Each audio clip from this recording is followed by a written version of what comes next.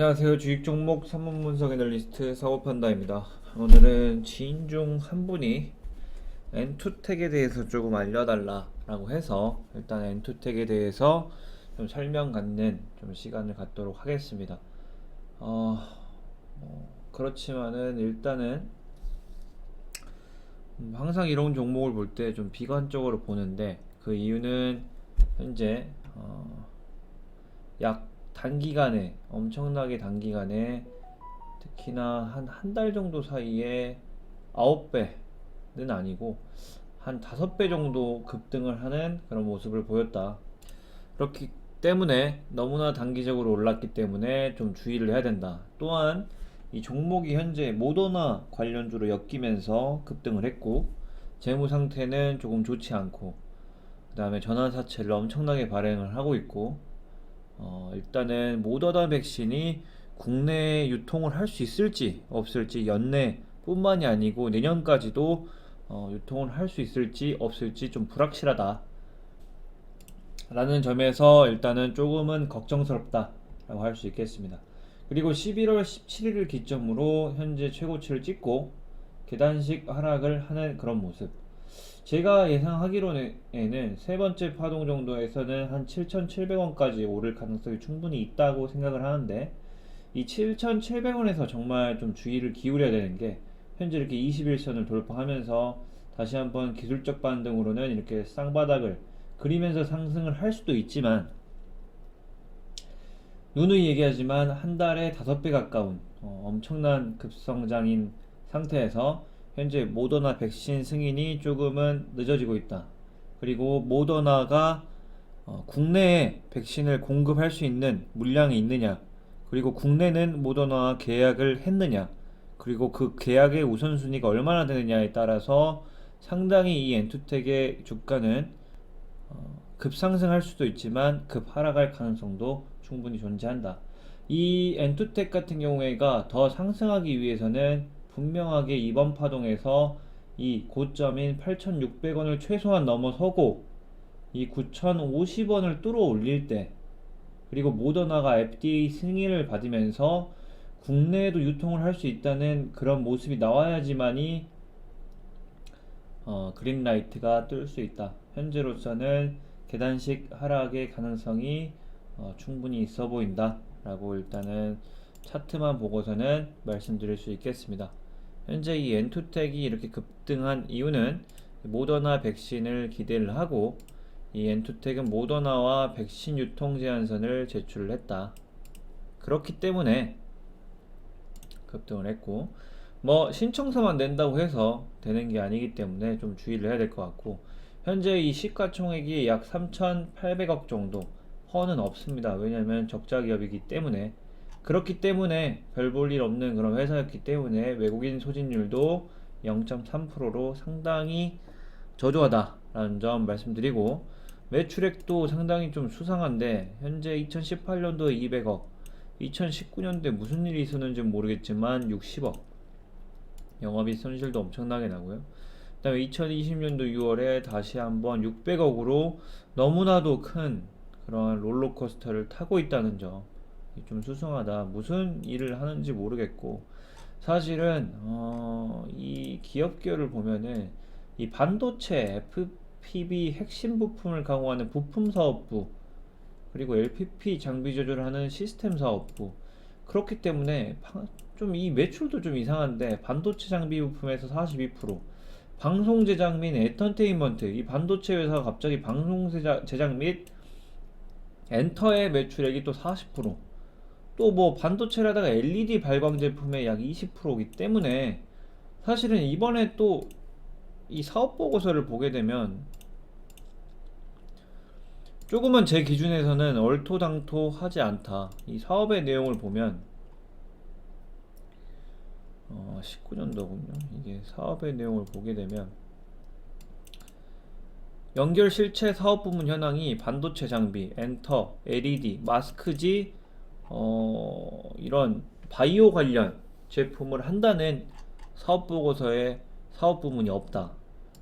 하지만 또 극적으로 회사의 개요를 보게 되면 2020년 11월 6일에 11월 6일이면 급등 전이죠. 11월 6일 이때 이 임시 주총을 열어서 급하게 사업 부분에서 의료용 백신, 치료제 사업, 백신 수입 및 공급업, 항체 신약 개발 및 제조 및 판매 사업, 방역 사업, 진단 사업, 갑자기 11월 6일에 이 코로나 거의 막바지에서 모더나가 임상 3상을 한다는 소식에서 갑자기 이렇게 이런 반도체 회사에서 의료용 백신, 치료제 사업으로 급변했다는 점. 지금 뭐 5년, 10년간 의료, 바이오만 해도 이러한 인맥, 그리고 이러한 사업을 영위하기가 상당히 어려운데 2020년 11월에 임시주총에서 목적을 추가하고 급작스럽게 모더나에 뭐 유통을 한다는 그런 카더라로 인해서 엄청나게 급상승을 한 상태라서 조금은 상당히 의심스러운 게 한두 가지가 아니라는 점을 조금은 유의를 하셔야 됩니다. 그렇기 때문에 좀 주의를 하셔야 되는 회사인 것 같고, 저는 오늘 갖고 있다는 분이 그래도 저점에 이 정도에서 잡았기 때문에 충분히 홀딩 타이밍이지만, 만약에 1차 목표가 8,600원 그리고 2차 이 9,050원을 뚫지 못하고 다시 한번 이런 음봉이 나서 떨어지게 된다면 팔라고 얘기를 했습니다. 그리고 신규 매수를 해도 되냐라는 의견에서는 저 같으면은 일단 하지 않겠다 라고 말씀을 드렸고, 뭐 매도를 해라 안 해라 이런 소리는 아니지만, 사실 주주사항만 봐도 좀 이상한 게 주식회사 MJ홀딩 컴퍼니 뭔지 모르겠습니다. 주식회사 DDF홀딩스 뭔지 모르겠고, 주식회사 JM파트너스 뭔지 모르겠는데 세 개가 한 회사는 아닌 것 같다. 하지만 이 세 개 회사가 5%씩 가지고, 그 정원철 이분이 또 뭐 하는지 모르겠지만 4.2%. 그렇기 때문에 이 주식은 불과 20%의 지분도 4개 거의 최대 주주급들이 나눠 갖고 있는 그런 상태이기 때문에 정상적인 의사결정을 하는 상태가 아니다.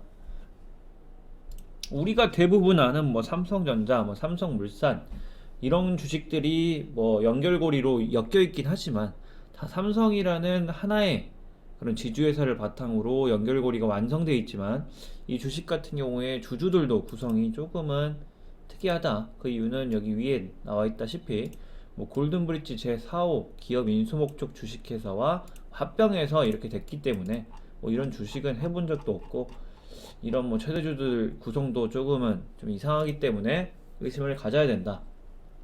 그리고 대부분의 제가 소개했던 종목들, 뭐 ECS 뿐만 아니고 뭐 여러 종목들은 대부분 유동자산이 다음 분기 말로 왔을 때는 늘어나는 게 대부분이었지만, 지금 이 7분기 말에 200억으로 작년이 아니죠. 6월 30일에 300억에서 100억이 줄었다.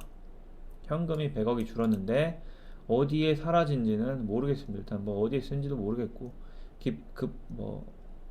깊게 파고들고 싶지는 않기 때문에 간단하게 살펴보면, 유동부채 1년 안에 갚아야 될 부채가 약 610억 정도로 유동자산에 비해서 3배가 많다. 그렇기 때문에 재무 상태로 상당히 불안한 주식이고, 이에 맞춰서 잉여금도 약 300억 손실 정도로 상당히 좋아지지 않고 있다.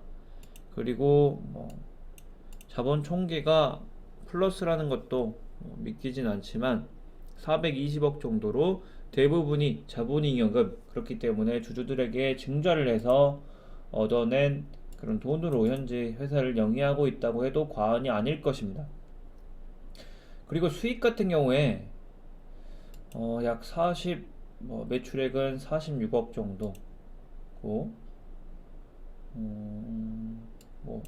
6기 정도는 27억 정도, 그리고 영업이익은 손실이고 마이너스 20억, 법인세 비용 차감전 순이익도 마이너스 33억으로 계속해서 손실을 보고 있다. 그렇기 때문에 제가 저번 사업보고서를 봤을 때, 사업보고서의 재무제표로 봤을 때는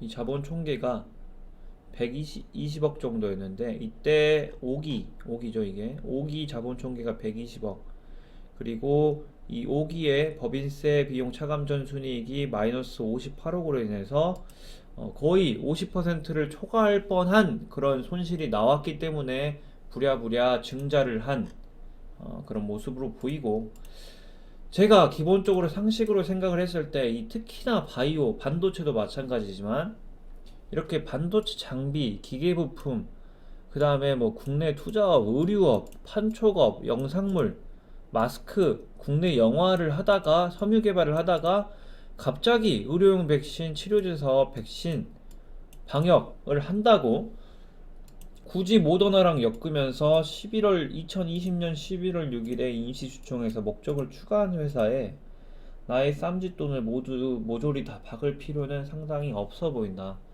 그렇기 때문에 현재 단기간에 워낙에 많이 급등을 했고 완전히 테마성으로 좀 움직이고 있는 이런 종목이기 때문에 이 기술적 반등조차 일어나지 않는다면 클리어하게 저는 단연코 얘기를 하는데, 이 정도 거래량으로 9,050원을 뚫어주지 못한다면 향후 이 회사는 상당히 불안할 수 있다. 그렇기 때문에 신규 진입자들에게는 별로 사지 말고, 정말로 모더나 관련주로 수익을 얻고 싶다면 저 9,050원을 강한 거래량을 뚫어줄 때 돌파 매매로 짧게 10%, 15% 정도 얻고 나올 생각이 아니라면 장기 투자로서는 상당히 비추하고 싶은 그런 종목이다 라고 좀 리뷰를 해드리면서 이만 줄이도록 하겠습니다.